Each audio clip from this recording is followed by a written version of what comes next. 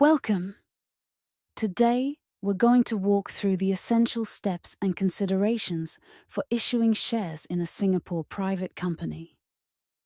Whether you're looking to raise capital, reward employees, or expand ownership, understanding this process is crucial.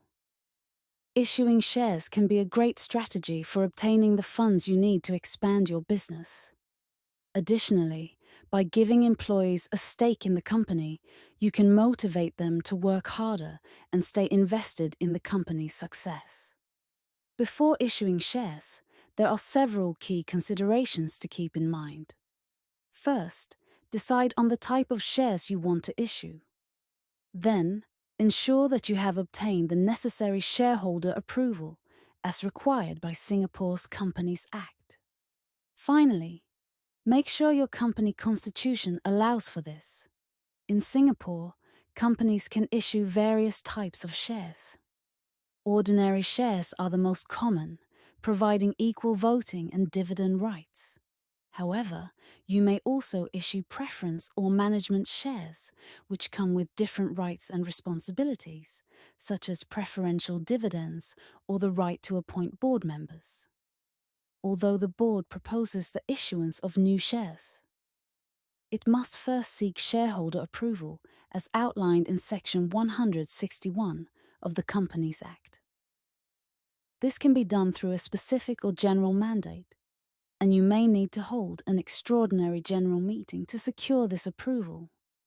To officially issue new shares, several documents need to be prepared. First, the board must adopt a director's resolution in writing. Then, the company must lodge a return of allotment with ACRA within 14 days, issue share certificates to the shareholders, and update the company's shareholder register within 60 days.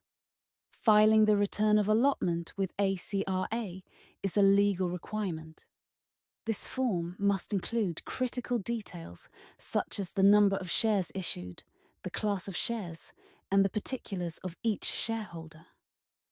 Under Section 240 of the Securities and Futures Act, any offer of shares typically requires a prospectus.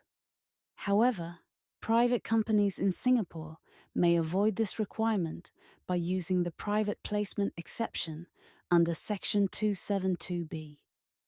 This exception limits the offer to 50 persons within a 12-month period and prohibits public advertising. It's important that all rights and obligations associated with the shares are clearly defined in your company's constitution or a shareholder agreement. This will help avoid legal disputes that may arise later. If you're uncertain about the process of issuing shares, consider engaging us, a corporate secretarial firm, to assist you.